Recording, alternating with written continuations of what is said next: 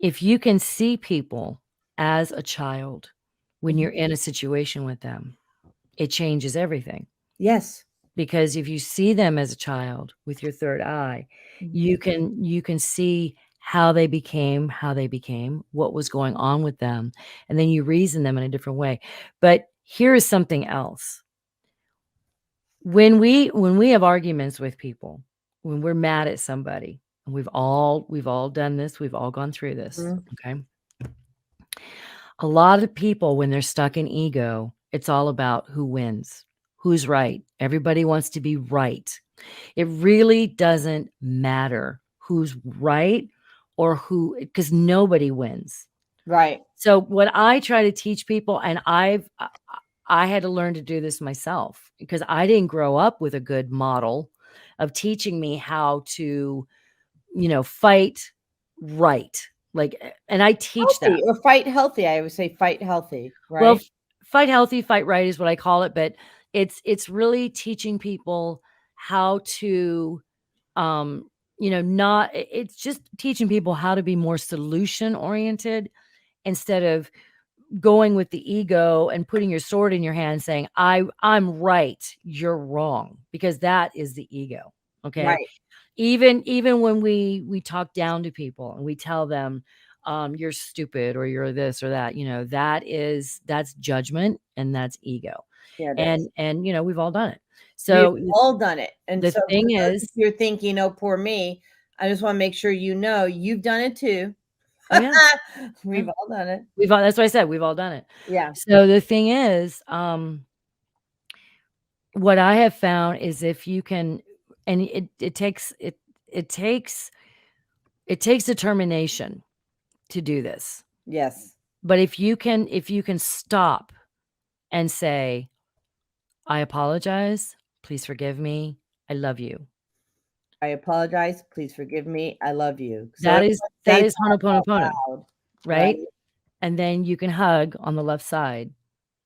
It Heart to it heart. it does, and even if you say it, and you have to say it and not even expect to get it back.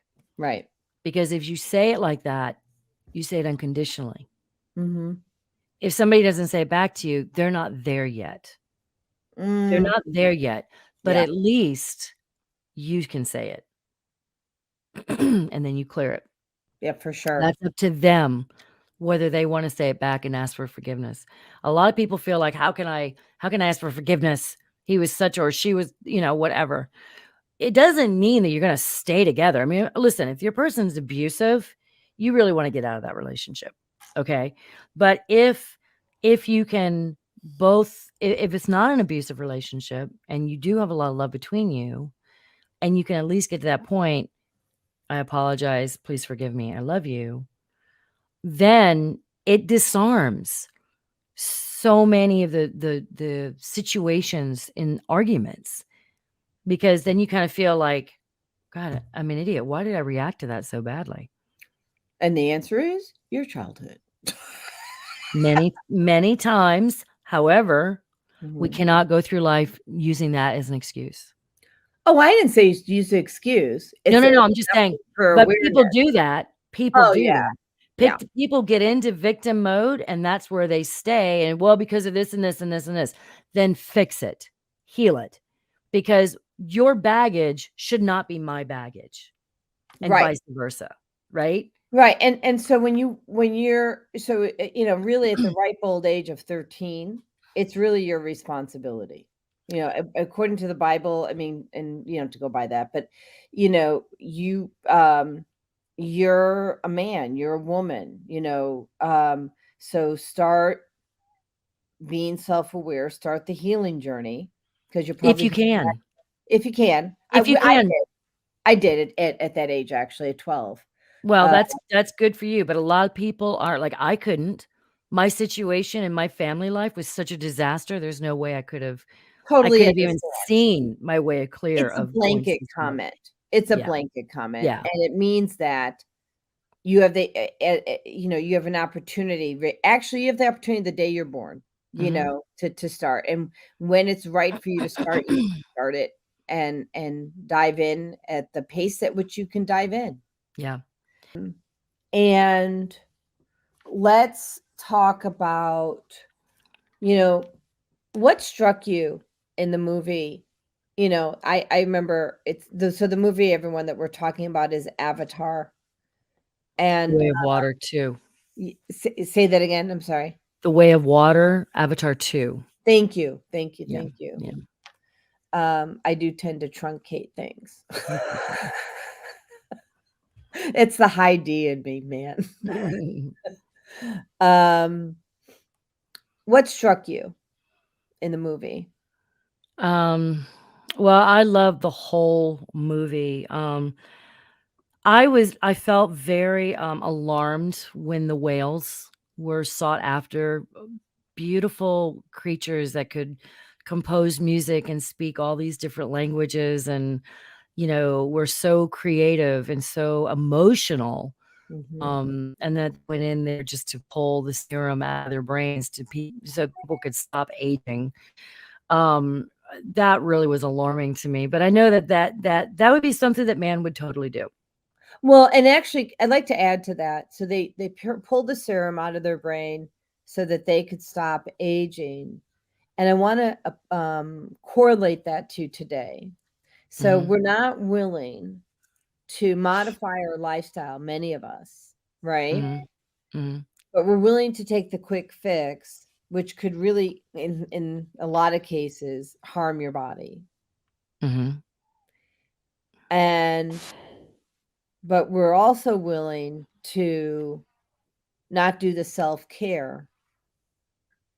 And I'm not saying everyone, right? I mean, but in other words, so the humans, so there's the people who lived on Pandora, right, which Mhm, is mm.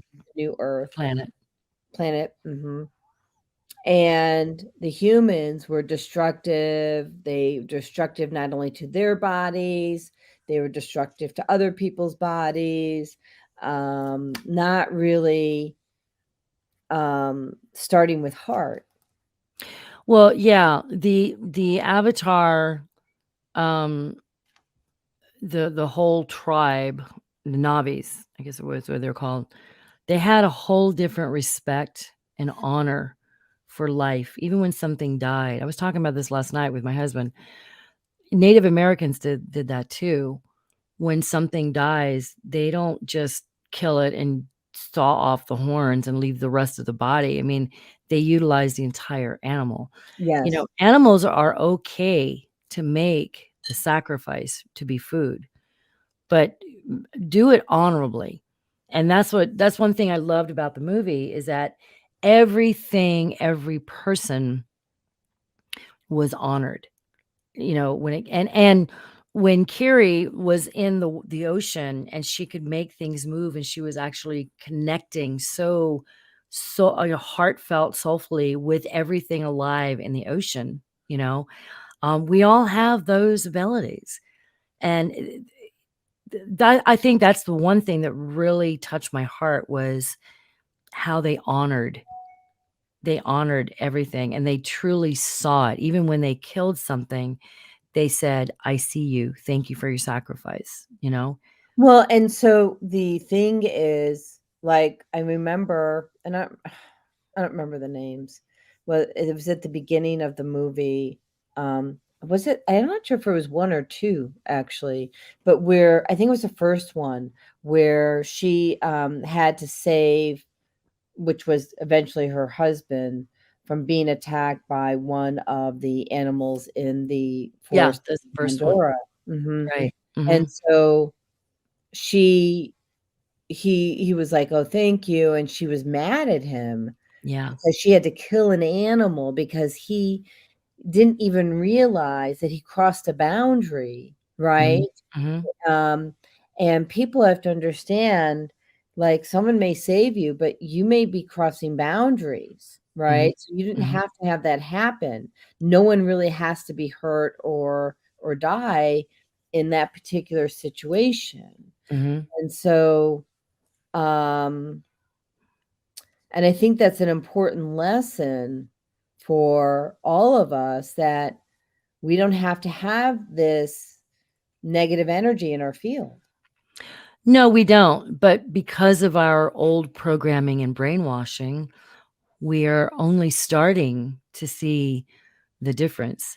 I was watching this whole thing on Dr. Stephen Greer last night. It was on YouTube. He was doing a whole 2-hour talk with Sean Ryan on the Sean Ryan show, and it was pretty interesting. All the stuff that he can expose and really skillfully discuss, because he has firsthand knowledge of, the things that we have that are kept from us, the things that we're not allowed to know, even ETs and aliens, they are they're going to be made into these horrible, scary creatures, and they're not. There are some that have been, in the past with, battles on other planets and stuff like that. But really, the ETs and the aliens that we're working with now spiritually are not that way. They're loving, and they're like guardian angels.